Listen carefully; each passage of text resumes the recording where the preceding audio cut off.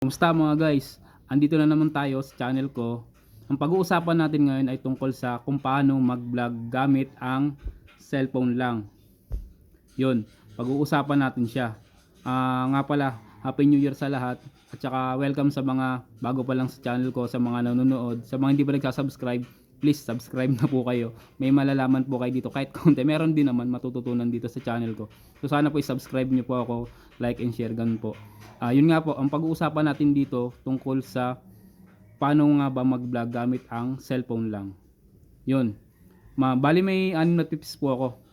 Yung mga tips po na to, na-search ko lang siya. Tsaka tingin ko useful siya, lalo na sa mga beginner na gaya ko.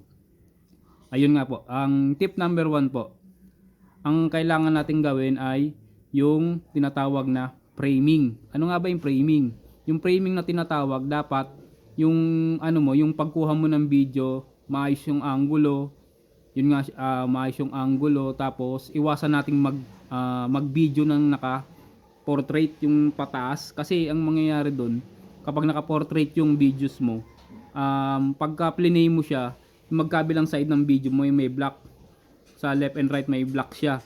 Yun ang pangit siya tignan pagka pinanonood mo na yung video mo. Ang magandang yung naka-landscape siya, yung nakahiga siya. Yun mas magandang tignan yun pag nanonood ka ng video. Yung una, ulitin ko lang po yung framing. Yung tip number 1. Yung pangalawa po yung stability. Ano nga ba yung stability? Ibig sabihin po nun, pag nagbibideo ka, dapat hindi siya magalaw o yung shaky, hindi siya shaky. Yung pag nagbibideo ka, ganun ka ng ganun, ng camera mo, mahihilo naman yung viewers natin yan.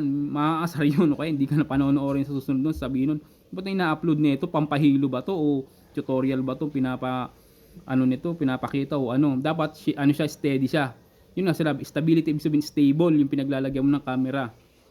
Yun, tip number 2 yun. Tapos tip number 3 naman po ay yung tinatawag na lighting. Sabihin ng lighting, dapat yung halimbawa mo nagbibideo ka, dapat maliwanag dun sa lugar na pinagbibidyohan mo, o kaya kinukuha na mo ng nung vlog mo. Dapat ganoon siya, maliwanag, malinaw, nakikita ng maayos ng viewers mo. Tapos tip number 4, yung audio. Ibig sabihin po noon, dapat lahat ng sinasabi mo malinaw, maayos, naiintindihan nila yung mga sinasabi mo doon sa video, para mag-focus sila sa sinasabi mo. Kaya dapat lahat ng sinasabi mo detailed siya para alam nila kung anong sinasabi mo tungkol doon sa video na ginagawa mo.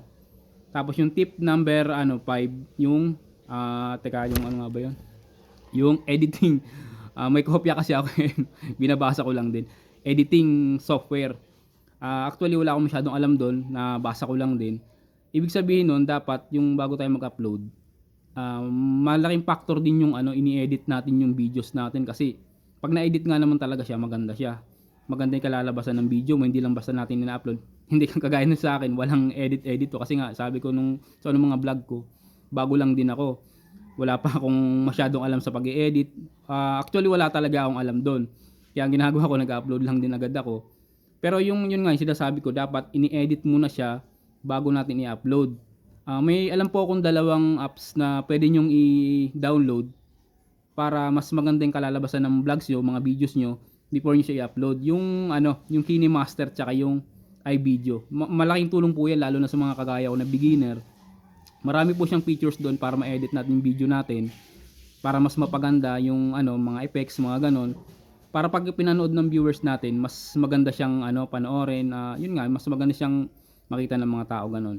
Yun nga guys, yun lang muna yung mga na-discover ko na makakatulong sa atin, lalo na sa mga kagaya ko ng mga beginner na nag-upload ng mga videos, ganon. Yun, so yun lang muna mga guys. Tsaka yun nga, stay safe tayo kasi pandemic pa. Yun nga, iwasan natin mga lumabas kung di naman kailangan. Tsaka abangan nyo yung mga susunod na videos ko tungkol din dito, about dito sa mga pagbablog sa mga beginner na kagaya ko. Yun lang muna guys, bye bye.